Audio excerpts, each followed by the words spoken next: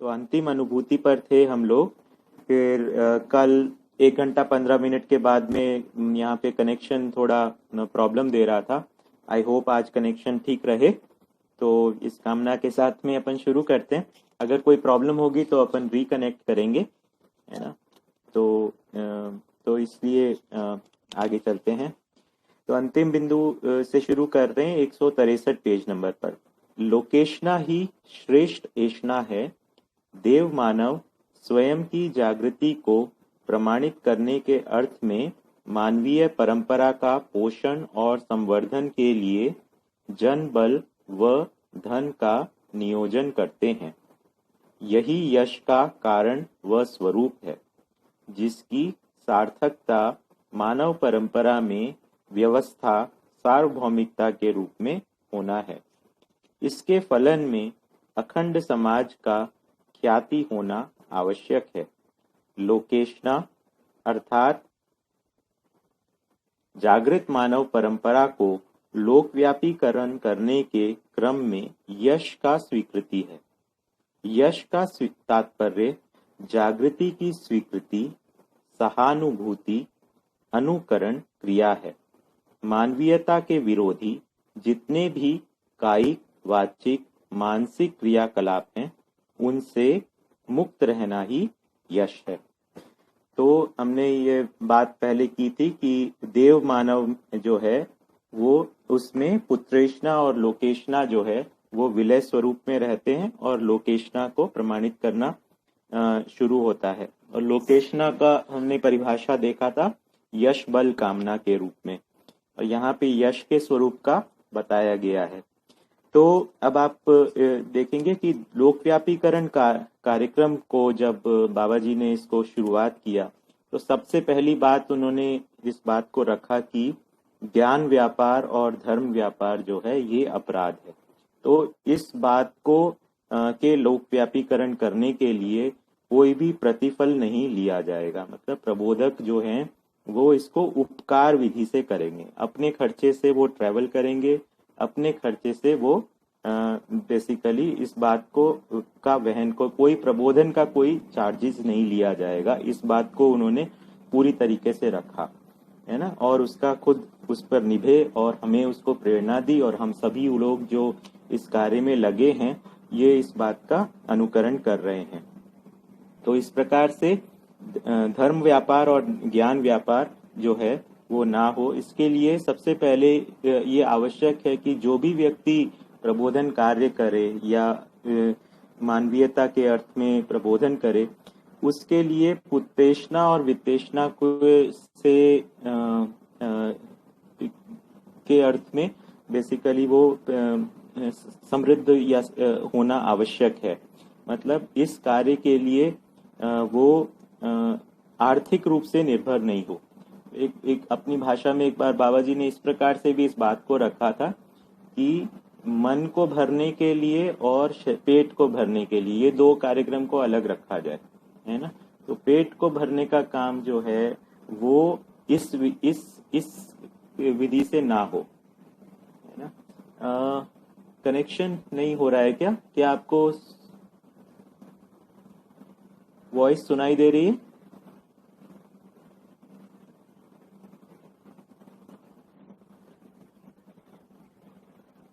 Anybody can? Okay, so I think we can start. थोड़ा सा delay होता है। I think we will continue here. तो ये एक बात है कि जागृति की स्वीकृति, सहानुभूति, अनुकरण क्रिया है। कि जागृति की स्वीकृति के साथ यश है, और सहानुभूति मतलब दूसरा व्यक्ति भी मेरी तरह हो सकता है, ये सहानुभूति है, और इसके साथ में अनुकरण होता ही है। तो इस प्रकार से अखंड समाज सार्वभौम व्यवस्था के अर्थ में यश की स्वीकृति होती है, मतलब अपनी पहचान के साथ में प्रस्तुत होना।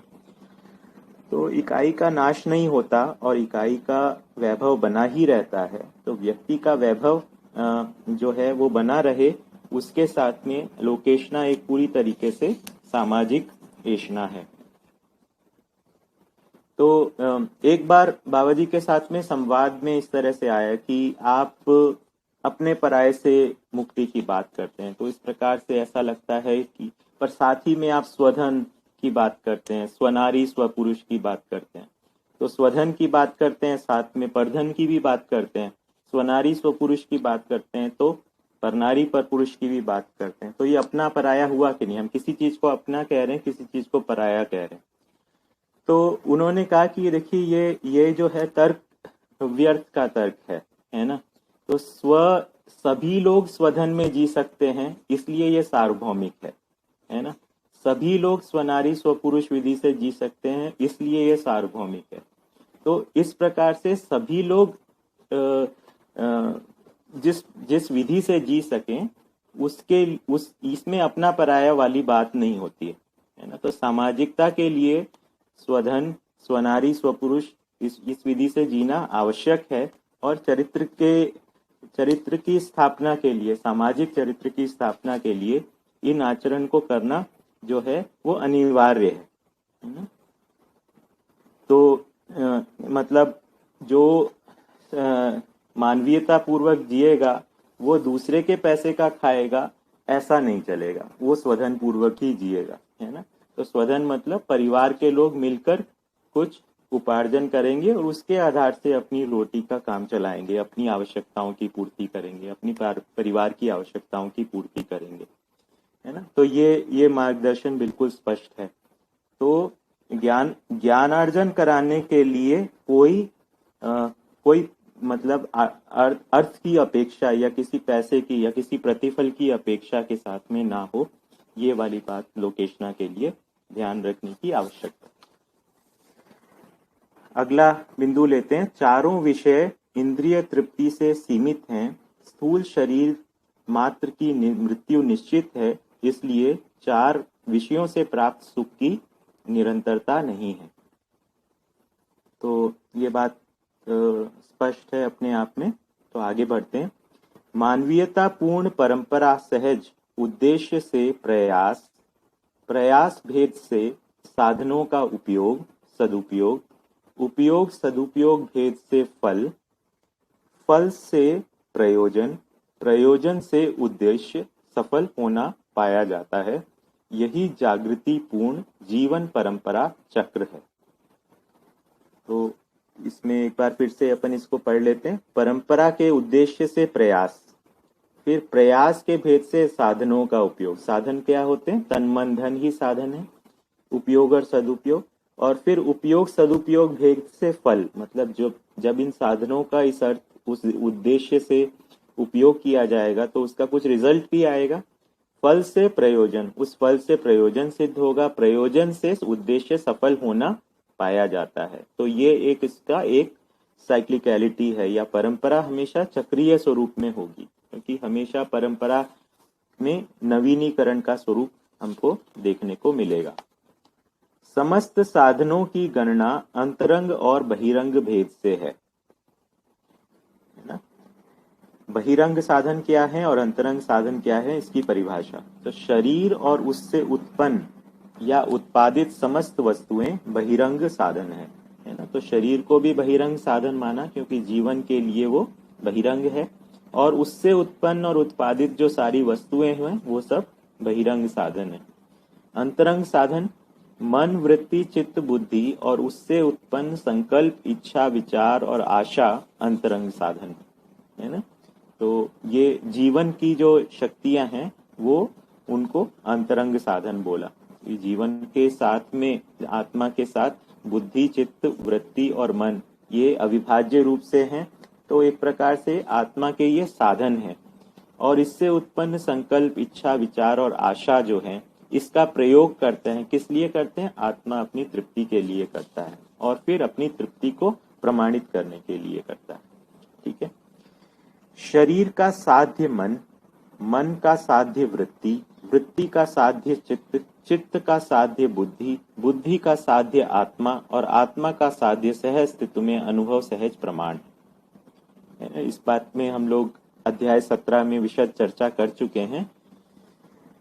साध्य मतलब जिसको पाना है या जिसमें अनुभव करना है।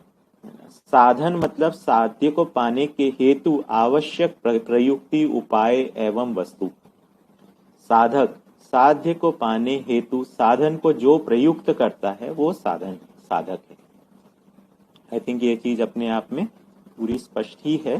तो हम आगे बढ़ जाते हैं।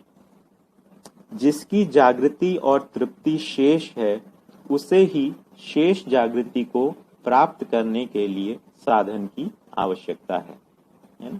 तो ये भी स्पष्ट है कि जो हमें जागृत होना है उसके लिए हमें साधन की आवश्यकता है। तो चाहे वो भौतिक साधन हो, बहिरंग साधन हो या अंतरंग साधन हो। ये माने थे कि जागृति की पूर्णता जो है वो दिव्य मानव पद तक की जागृति तक के लिए है और उस तक के लिए सारा अध्ययन का प्रयास है। आत्मा का पूर्ण विकास या ज्ञान की पारदर्शकता सहअस्तित्व में अनुभूति में, बुद्धि का पूर्ण विकास आत्मा के संकेत ग्रहण से, चित्त का पूर्ण विकास बुद्धि के संकेत बोध के सत्य साक्षी में कलाकरण योग्य क्षमता से, वृत्ति का पूर्ण विकास चित्त के संकेत ग्रहण अर्थात धर्म पूर्ण विचार निर्माण योग्यता से, और मन का पूर्ण विकास वृत्ति का संकेत ग्रहण कर न्याय सम्मत व्यवहार पात्रता अर्जित करने से है। ये एक प्रकार से अध्याय 17 में जो हमने अध्ययन किया था उसी का ही एक सार रूप में रखा गया है कि आत्मा का जो है वो पूर्ण विकास होना होगा। तो देखिए आत्मा के भी विकास की बात कर रहे हैं कि ज्ञान की पारदर्शिता तब हो रही है जब वो सहअस्तित्व में अनुभव कर लेता है। तो उस आत्मा जो है पहले से अनुभव किया रहता है ऐसा नहीं कहा गया है। आत्मा जो है जब बुद्धि सहअस्तित्व में बोध संपन्न होता है यानी कि अवधारणा बोध संपन्न होता है, उसके बाद ही आत्मा सहअस्तित्व में अनुभव करता है ना। तो परंपरा में जो इस प्रकार से जो बात को कहा गया था कि आत्मा में अनुभव रहता है, उसके प्रकट होने में अड़चन है, तो यहाँ पर उससे भिन्न बात कही जा रही है। यहाँ पर ये कह रहे हैं कि सहअस्तित्व में अध्ययन पूरा नहीं हुआ इसलिए आत्मा में अनुभव नहीं हुआ, है ना। तो आत्मा में अनुभव जो है सहअस्तित्व में अध्ययन के फलन में होता है और उसके बाद में अनुभव मूलक विधि चालू होती है। तो ये क्लियरली एक लीनियर प्रोसेस है। एक के ये खत्म अध्ययन के बाद ही अनुभव होता है, अनुभव के बाद ही प्रमाण होता है। इसके अंदर कोई प्रमाणित होना जो है अनुभव मूलक विधि से ही होता है और किसी विधि से प्रमाणित होना नहीं होता है। अनुभव से पहले अनुकरण हो सकता है ना। अनुकरण विधि से हम अनुभव तक पहुंचते हैं, अनुभव के बाद प्रमाणित होने की जगह में जाते हैं। ठीक है, तो ये वाली बात पे बिल्कुल स्पष्ट रहा जाए। फिर उसके बाद में हमने देखा बुद्धि का पूर्ण विकास आत्मा के संकेत ग्रहण से। तो आत्मा का संकेत ग्रहण किस विधि से होगा? अनुभव मूलक विधि से। जब बुद्धि जो में आत्मबोध होता है उसको हम बुद्धि का पूर्ण विकास कह रहे हैं। फिर चित्त का पूर्ण विकास बुद्धि के संकेत बोध के सत्य साक्षी में कलाकरण योग्य क्षमता से, मतलब कि उसका जो चित्रण हो पाता है, चिंतन चित्रण जब हो पाता है अनुभव मूलक बोध के प्रभाव में, तब हम उसको कह रहे हैं वो चित्त पूरी तरीके से विकसित हुआ। फिर वृत्ति का पूर्ण विकास इस चिंतन संपन्न चित्त के संकेत ग्रहण से होता है। तो धर्म पूर्ण विचार के निर्माण की योग्यता से वृत्ति का पूर्ण विकास हुआ, है ना। तो एक प्रकार से जीवन जो है वो एक गुणात्मक विकास की ओर बढ़ रहा है ना। तो जीवन में गठन पूर्णता के साथ जो उसमें मात्रात्मक जो कुछ भी विकास होना था वो हो चुका है। अब इसके बाद में केवल उसमें गुणात्मक विकास की बात रहती है। और ये गुणात्मक विकास जो है किस प्रकार से होता है, कहाँ उसकी पूर्णता है, उसके रेफरेंस को यहाँ पे स्थापित किया जा रहा है कि वृत्ति का पूर्ण विकास जो है जब वो चित्त का संकेत ग्रहण करने योग्य हो जाता है और धर्मपूर्ण विचार को निर्माण करने योग्य हो जाता है, तब हम कहेंगे हमारा वृत्ति विकसित हुआ। और मन का पूर्ण विकास जब तब हुआ जब वो वृत्ति के पूरी तरीके से अनुसार चलता रहता है, तो ये उससे न्याय सम्मत व्यवहार की पात्रता अर्जित कर लेता है। तो अगला चलते हैं इसमें। मन, वृत्ति, चित्त, बुद्धि व आत्मा जीवन में अभिन्न है ना। ये वाला वाक्य अपने आप में स्पष्ट है कि कोई भी ये चारों अंग जो हैं ये जीवन के स्वत्व हैं, ये शरीर के स्वत्व नहीं हैं। और जब मृत्यु के पश्चात ये पांचों जो हैं ये साथ में ही रहते हैं, है ना। और तो जीवन जागृति के स्थिति में जीवन परंपरा में प्रमाणित होने वाली विभूतियां बल और शक्ति के रूप में निम्न हैं। आत्मा में 2 विभूतियां, बुद्धि में 4, चित्त में 16, वृत्ति में 36 और मन में स्थिति और गति में 64 विभूतियां या क्रियाएं पाई जाती हैं। उपरोक्त सभी क्रियाओं को हर व्यक्ति प्रमाणित कर सकता है। इस प्रकार मानव में कुल स्थिति और गति अर्थात बल और शक्ति के रूप में 122 क्रियाएं पाई जाती हैं। तो देखिए, उन्होंने संयम काल में, बाबा जी ने संयम काल में जीवन के स्वरूप का अध्ययन किया, उसको एक गठनपूर्ण परमाणु के रूप में पहचाना, उसमें 60 अंश परिवेश में और मध्य में 1 अंश आत्मा के रूप में पहचाना, और हर उसमें 122 आचरणों को जो पहचाना, जिसमें परावर्तन और प्रत्यावर्तन। इसका जो है डिटेल में अध्ययन जो है मानव संचेतनावादी मनोविज्ञान पुस्तक में किया गया है ना। तो इसमें ये आत्मा में 2 विभूतियां जो है वो अनुभव और प्रमाण, इस रूप में 2 विभूतियां हैं। उसी तरीके से बुद्धि में 4 विभूतियों को लिखा है ना। तो उनके बारे में हम आगे डिटेल के अंदर अध्ययन करेंगे। इस पुस्तक में भी अंत में 122 आचरणों के नाम लिखे हुए हैं, तो वो हम अभी यहाँ पर उसको स्किप करके चलेंगे, क्योंकि उसका डिटेल में अध्ययन मानव संचेतनावादी मनोविज्ञान में होगा। फिर भी इससे पहले के 2 पृष्ठों में इनका कुछ ओवरव्यू दिया है, उसको हम पढ़ लेते हैं। तो अनुभव और आनंद रूपी प्रमाण आत्मा में अस्तित्व एवं परमानंद आत्मस्थ अनुभूति है ना। अस्तित्व का अनुभव होता है नाश रहित गुण या नित्य वर्तमान के रूप में। ये परिभाषा याद रखने की है ना, कि अस्तित्व का अर्थ क्या है कि कुछ भी चीज नाश नहीं होता है ना। एक ऐसी चीज है जिसका कभी भी नाश नहीं होता है। तो ये एक बहुत विश्वास की स्थली है कि जो कुछ भी है वो नित्य वर्तमान है। ना सत्ता क्रिया में परिवर्तित हो रहा है, ना क्रिया सत्ता में परिवर्तित हो रहे हैं। इन दोनों में त्रिकालाभाद सामरस्यता, जिसको बाबा जी कहते हैं, वो बनी हुई है। साथ ही में इकाई का भी नाश नहीं हो रहा है ना।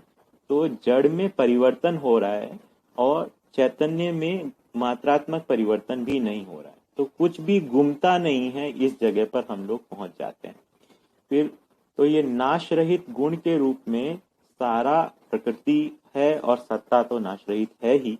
तो इस अर्थ में हम एक स्थिरता और निश्चयता के बेसिक आधार के ऊपर पहुंचते हैं, जो इस दर्शन की मूल प्रतिपादन है कि जो अस्तित्व है वो नित्य वर्तमान है और नाश विहीन है।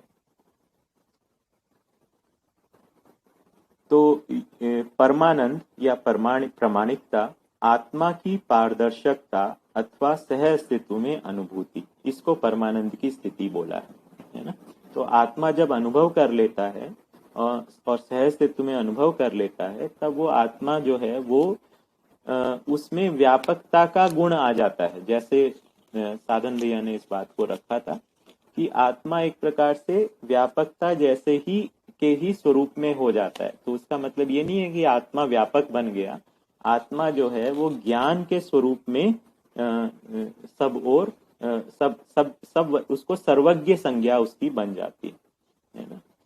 तो दीदी ने यहाँ पे सभी प्रश्नों को तो मैं नहीं ले पा रहा हूँ, बट अभी फ्लैश हुआ था कि नाश शब्द का फिर अर्थ क्या हुआ, है ना। तो नाश शब्द का अर्थ अगर हम परिभाषित करना चाहेंगे, नाश या तिरोभाव, इन शब्दों को परिभाषित करना चाहेंगे, तो भौतिक रासायनिक संसार में जो परिवर्तन होता है ना, उसको हम नाश कह सकते हैं। पर उसका मतलब ये नहीं है कि वो कि इकाई विलय हो जा रही है ना। तो हमें अर्थ उसका समझ में आ जाए कि नाश कोई भी इसमें उत्पत्ति और विलय ये दोनों चीजें नहीं हो रही हैं, नित्य वर्तमान की स्थिति में अस्तित्व है। अगला बिंदु आनंद। आनंद क्या है? मध्यस्थ क्रिया सहज पूर्ण बोध या आत्मबोध। तो आनंद की स्थिति, इसका मतलब क्या हुई? आनंद की स्थिति बुद्धि में अनुभव मूलक बोध से हुई, यानी अनुभव के उपरांत अनुभव का बोध जब बुद्धि को हो रहा है तो उसको आनंद कह रहे हैं। इसके बाद धी, ये भी एक क्रिया है जो बुद्धि की है, जो है निश्चय की निरंतरता। तो अध्ययन पूर्वक, अवधारणा पूर्वक एक निश्चयन की स्थिति बनती है ना, तो कि अस्तित्व ऐसा ही है, इस बात का निश्चय हो जाता है, और मुझे ऐसा ही जीना है, इस बात का भी निश्चय हो जाता है। ये निश्चय होने की निरंतरता का नाम है धी क्रिया। अस्तित्व बोध है ज्ञान ग्रहण और प्रभावीकरण क्षमता। ये भी एक बुद्धि की एक क्रियाएं हैं। अस्तित्व और धी धृति जो है ये बुद्धि की क्रियाएं हैं। धृति जो है वो भय का अभाव है। भय का अभाव तभी हो सकता है जब हम किसी भी प्रकार के नाश के भय से मुक्त हो जाते हैं और स्वयं के अमरत्व के प्रति आश्वस्त हो जाते हैं कि मैं मरूंगा नहीं, कुछ भी हो जाए मैं मरता नहीं हूँ। ये वाली बात के प्रति हमको समझ आ जाती है, तो वो तो एक भय से मुक्त हो जाते हैं कि अपने न मरने के जो है वो उस भय से मुक्त हो, अपने मरने के भय से मुक्त हो जाते हैं और अस्तित्व के व्यवस्था में होने और उसके कभी भी नाश ना होने, इस बारे में आश्वस्त हो जाते हैं। श्रुति। श्रुति है यथार्थ रूपी ज्ञान विवेक विज्ञान का भाषाकरण, यथार्थ जानकारी का भाषाकरण। ठीक है, तो अनुभव मूलक विधि से श्रुति बनती है ना। परंपरागत विधि से जो श्रुतियों के बारे में कहा गया है उसका यहाँ पे नई तरीके से परिभाषित किया गया है ना। ये परंपरागत जो श्रुति के बारे में कहा गया है उससे भिन्न बात कही जा रही है। तो जब जीवन में आत्मा सहअस्तित्व में अनुभव कर लेता है और उसका अनुभव मूलक बोध होकर जब ये चित्त में द्वारा प्रकाशित होता है, तब उसको श्रुति कहा जा रहा है। तो यथार्थ रूपी ज्ञान विवेक और विज्ञान का भाषाकरण होता है। तो ये भाषाकरण दूसरे के लिए अध्ययन की वस्तु बनता है ना। तो यथार्थ की जानकारी हुई बोध में और उसका भाषाकरण हुआ चित्त में। स्मृति, बार बार आवश्यकता अनुसार भाषा पूर्वक समझदारी का प्रस्तुतिकरण। तो श्रुति का जो गति है वो स्मृति के रूप में है ना। यानी कि अब आप में अनुभव मूलक विधि से आपकी श्रुति चित्त में हुई, अब उसको जब भी आवश्यकता हुई तब उसको भाषा को का प्रयोग करके समझदारी का प्रस्तुतिकरण होना, ये चित्त की क्रिया है। मेधा, कला को धारण करने वाली क्रिया। श्री, समृद्धि की स्वीकृति। संतोष, अभाव का अभाव है ना। अभाव का अभाव मतलब स्वयं में इस बात की स्वीकृति की किसी भी प्रकार का भाव संपन्नता की स्थिति जो है वो संतोष है ना। यानी सब कोई चीजें अपने में भरा भरा है, इस बारे में संतोष होता है। तो किसी चीज की कमी लगती है तो असंतोष होता है ना। तो संतोष की स्थिति जो है वो भाव की स्थिति है कि जो कुछ भी होना चाहिए वैसा ही है, ये संतोष है। कला, उपयोगिता योग्य सुंदर क्रिया। कांति, अज्ञान को क्षीण करने वाली प्रक्रिया। इच्छा, वांछित और ईप्सित के प्रति सजगता। विद्या, जो जैसा है उसको वैसा ही स्वीकार करना। प्रज्ञा, यथार्थ की पूर्ण अनुमान सहित पूर्ण स्वीकृति क्रिया। कीर्ति, विकास की ओर सक्रियता। विचार, स्फुरण पूर्वक सत्यता को उद्घाटित करने हेतु की गई क्रिया। निश्चय, सत्यतापूर्ण विचार की निरंतरता। धैर्य, न्यायपूर्ण विचार की निरंतरता। शांति, समाधान पूर्ण विचार व्यवहार में गतित होना। दया, दूसरे के विकास में हस्तक्षेप न करना अपितु सहायक होना। दम, ह्रास की ओर जो आसक्ति है उसकी समापन क्रिया, उत्थान की ओर प्रवृत्ति। कृपा, दूसरे की जागृति के लिए सहायता अथवा पात्रता अर्जित करने में सहायक होना।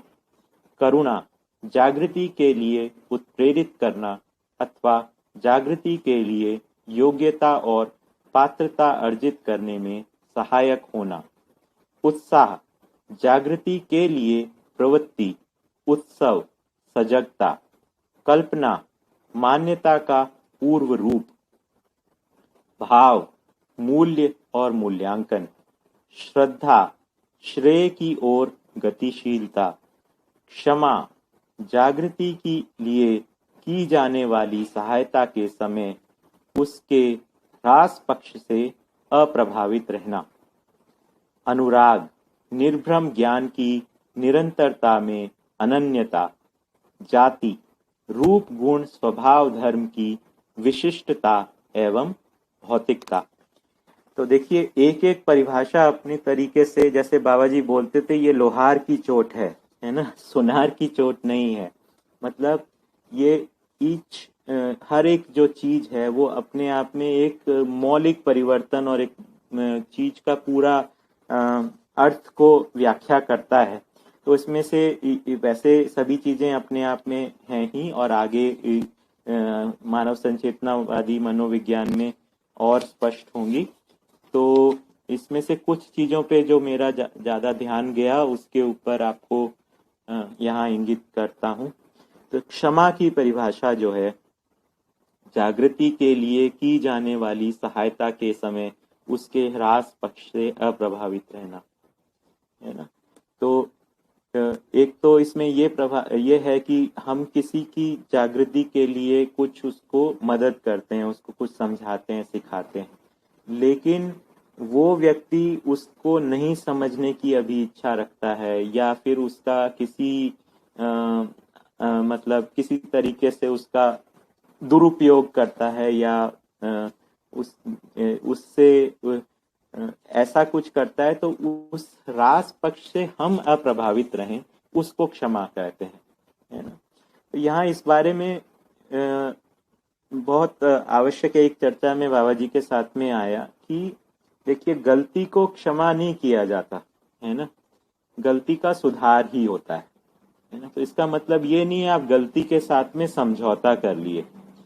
तो सबसे पहले तो आपको पहचानना होगा, कभी भी गलती होती है, चाहे खुद से हो या किसी और से हो, गलत क्या है और सही क्या है, इसका निर्क्षीर न्याय होना बहुत आवश्यक है, तभी तो गलती का सुधार होगा, है ना। तो गलती जो है वो हो सकती है, अजागृति में गलती हो सकती है, और जागृत होने पर गलती नहीं होती है ना। तो गलती का सुधार होगा, तभी गलती के बाद सही जगह में आएंगे। उसके लिए ध्यानाकर्षण आवश्यक है। गलती को क्षमा नहीं किया जा सकता, है ना। जैसे आपके घर में कोई अतिक्रमण करता है, चोर आता है या कुछ ऐसा है, तो उस चोरी को क्षमा थोड़ी किया जा सकता है, उसके लिए तो उसका तो सुधार ही होगा, है ना। तो इस प्रकार से सुधार एक आवश्यक चीज है, और क्षमा का मतलब जो है गलती के लिए स्वीकृति नहीं है। तो इस बात पर मेरा ध्यान गया। दूसरा, जाति को यहाँ पे कैसे पहचाना गया है, तो इसमें देखो, रूप गुण स्वभाव धर्म की विशिष्टता और एवं भौतिकता। भौतिक रूप में क्या है वो, तो आप देखेंगे कि जैसे पदार्थावस्था से जातियों की शुरुआत हो गई है ना। जैसे और फिर उसके जाति के साथ प्रजातियां, मतलब उसकी उपजातियां इस प्रकार से देखी जाती हैं। तो पदार्थावस्था में देखिए अनेक जातियों के परमाणु हैं, है ना। कल हमने अशोक भैया ने जो प्रबोधित किया था परमाणु की व्यवस्था के बारे में, तो अनेक जातियों के परमाणु की बात उन्होंने की थी। 120 जातियों के परमाणु और एक गठन पूर्ण जाति का परमाणु। तो ये जाति जो है वो उसके रूप गुण स्वभाव धर्म की विशिष्टता, उसकी स्पेशलिटी, है ना, और उसकी फिजिकलिटी, भौतिकता के साथ में संबंधित है।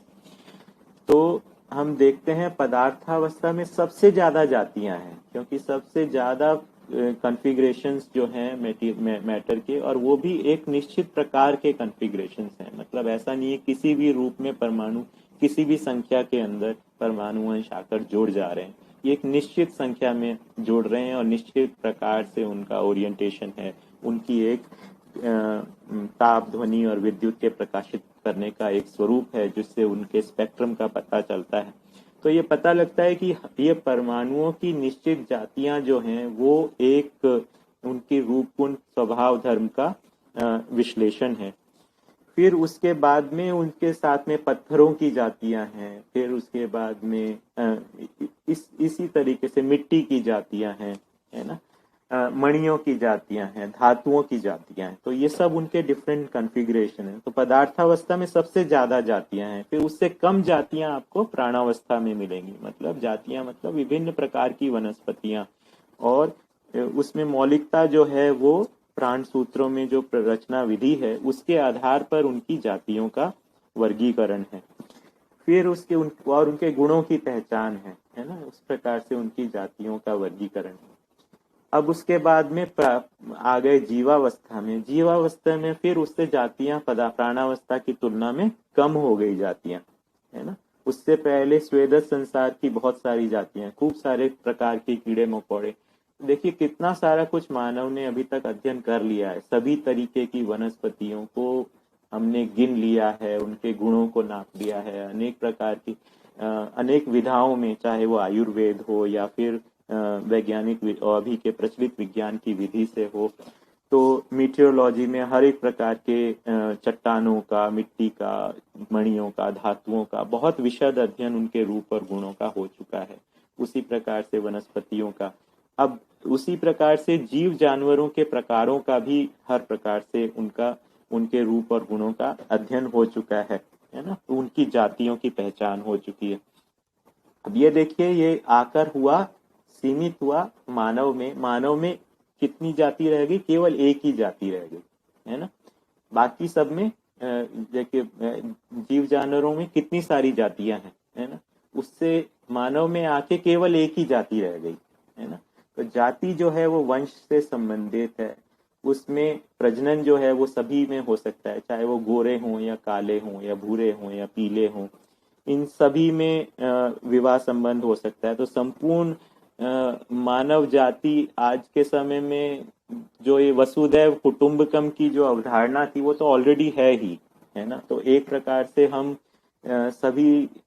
सभी रेसेस से, सारी जातियों से ये एक प्रकार से हम ऑलरेडी जुड़े ही हुए हैं, है ना। और विवाह संबंध के द्वारा तो सभी जगह से सब एक प्रकार से संपूर्ण मानव जाति एक जगह में है, ये तो आ ही चुका है। और वैज्ञानिक विधि से भी इसका अपने तरीके से उन्होंने देखा ही है कि सभी शरीर में एक ही प्रकार का खून है, हड्डी है, शरीर संरचना जो है वो एक ही प्रकार की है। तो ये हमने बेसिकली जाति के बारे में कुछ कहना चाह रहा था मैं। तो बाकी तो मेरे ख्याल से इसको हम आगे बढ़ते हैं। तो मन को जो प्रिय हो उसके चुनाव की प्रक्रिया की चयन संज्ञा है। मन में आस्वादन अपेक्षा पूर्वक चयन होता है। बढ़िया, इसमें तो स्पष्ट ही है ये अपने आप में। फिर उसके बाद में एक बढ़िया सूत्र है ना, चित्त सहज चित्रण की 8 क्रियाएं, है ना। तो इसमें चित्रण जो है वो जीवन में कितने प्रकार से चित्रण होता है, ये बहुत बढ़िया सूत्र है ना। कि 8 क्रियाएं: रूप, गुण, गणना, काल, विस्तार, श्रम, गति और परिणाम, है ना। तो इस रूप में चित्र ग्रहण और चित्र निर्माण हमारे जीवन में होता है। तो जरा इसको सोच के देखिए। हम देखते हैं कि कोई भी चीज का स्ट्रक्चर कैसा है या कैसा बन सकता है, इस बारे में सोचते हैं। उसके गुणों के बारे में सोचते हैं, उसके सम विषम आदि गुणों के बारे में सोचते हैं। कितना है इसका चित्रण करते हैं, है ना। कितना होना चाहिए इसका चित्रण करते हैं। ड्यूरेशन, या कितना समय से है, कितने देर में होगा, इस प्रकार से हम चित्रण करते हैं।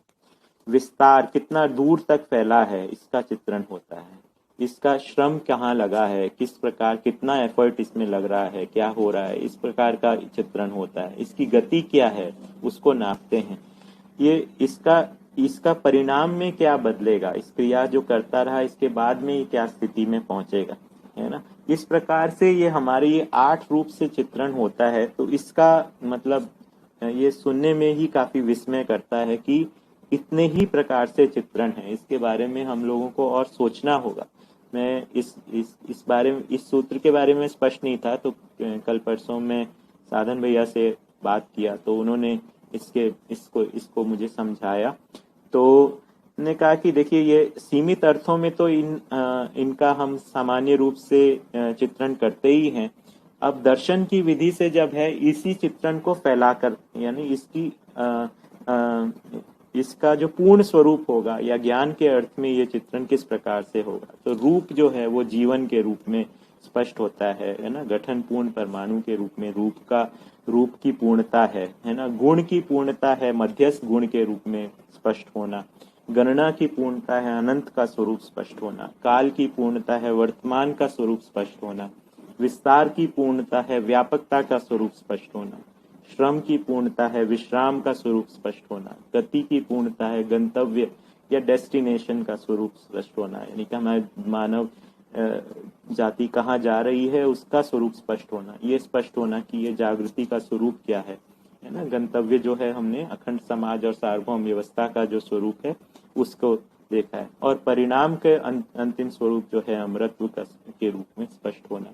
तो इस तरीके से जब चित्त का चित्रण जो है दर्शन का अध्ययन के द्वारा हमारा जो एक वर्ल्ड व्यू बनता है उससे पूर्णता के अर्थ उसमें जुड़ जाता है। तो उसमें भौतिकता काली हमारा भौतिकता का चित्रण ना हो, वो समग्रता के अर्थ में बेसिकली चित्रण हो। तो एक बार फिर से इस लाइन को बोल देते हैं। चित्त के सहज चित्रण की 8 क्रियाएं रूप गुण गणना काल विस्तार श्रम गति और परिणाम। तो इसको जब पूर्णता के साथ में जुड़ते हैं तो रूप जो है वो जीवन के रूप में पूर्ण होना, गुण जो है वो मध्यस्थ गुण के रूप में, गणना जो है वो अनंत के रूप, काल जो है वो वर्तमान के रूप में, विस्तार जो है वो व्यापकता के स्वरूप में स्पष्ट होना, श्रम जो है वो विश्राम के अर्थ में स्पष्ट होना, गति जो है वो गंतव्य के रूप में स्पष्ट होना मानवीय परंपरा के रूप में, और परिणाम जो है वो अमरत्व के रूप में स्पष्ट होना। तो इस प्रकार से अगले लाइन पे चलते हैं। न्यायपूर्ण व्यवहार तथा व्यवसाय के समत्व में सहस्तित्व तथा समृद्धि, शरीर तथा हृदय के समत्व में तृप्ति, हृदय तथा प्राण के समत्व में आरोग्य तथा पुष्टि, प्राण एवं मन के समत्व में बल तथा स्फूर्ति, मन व वृत्ति के समत्व में सुख, वृत्ति व चित्त के समत्व में शांति, चित्त व बुद्धि के समत्व में संतोष, बुद्धि व आत्मा के समत्व में आनंद, आत्मा तथा व्यापक सत्ता में नित्य समत्व है ही, इसलिए परमानंद सहज अनुभूति व प्रमाण है। तो ये बेसिकली इस प्रकार से बात किया गया है कि शरीर से और जो व्यवहार है व्यवसाय है उसके हर स्थिति में समत्व का क्या स्वरूप होगा, है ना। तो वो उसको रेफरेंस रखना हमेशा आवश्यक है। तो कई बार लोग पूछते हैं ये तो भैया जागृति के स्वरूप की चर्चा है ना, आप हम लोगों का के बारे में बात करो। तो एक्चुअली यहाँ पे हमारे लिए ही बात हो रही है, लेकिन हमारे लिए जो बात हो रही है वो भ्रम के स्वरूप की चर्चा करने से कुछ निकलेगा नहीं। भ्रम के स्वरूप की चर्चा करने से तो जो अभी भ्रम में चल रहा है वही निकलेगा, है ना। तो यहाँ पर जो बात करनी होगी जागृति के स्वरूप की बात करनी होगी, और फिर स्वयं में जागृति की अपेक्षा को पहचानना होगा, और फिर उसके बाद में अपनी कल्पनाशीलता को जागृति के स्वरूप में तदाकार करना होगा, और तदाकार होने पर तद्रूपता में हम स्वयं को पाते हैं। तो ये बेसिक प्रिंसिपल है इस चीज का कि जागृति के स्वरूप का अध्ययन है, भ्रम के स्वरूप का अध्ययन नहीं है। भ्रम के स्वरूप की केवल समीक्षा है ना। और भ्रम के स्वरूप की समीक्षा तभी हो पाती है जब जागृति का स्वरूप स्पष्ट होता है। तो यहाँ पर इस दर्शन में जो है जागृति के स्वरूप की चर्चा है ना। तो ये वाली बात को हम बहुत अच्छे से हमारे अंदर स्पष्ट हो कि ये at times people actually see कि ये ओवर सिंप्लीफिकेशन तो नहीं है चीजों का। हम चीजों को केवल एक गुडी स्वरूप में तो नहीं देख रहे हैं, हम केवल अच्छे की बात कर रहे हैं। जबकि वास्तव में संसार ऐसा नहीं है। Actually it is totally different.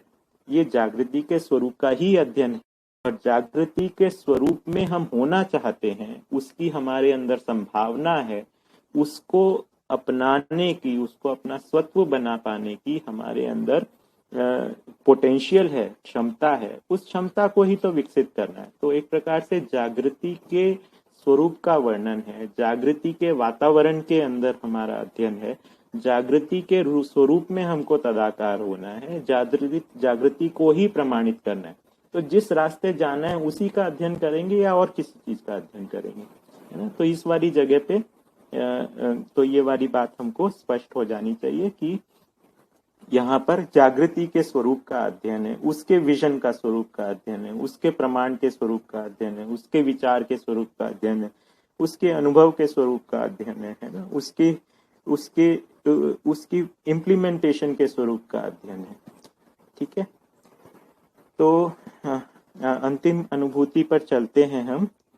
परमानंद सहज अनुभूति ही मानव जीवन का चरम लक्ष्य है। परमानंद सहज अस्तित्व में अनुभव सहज वैभव है।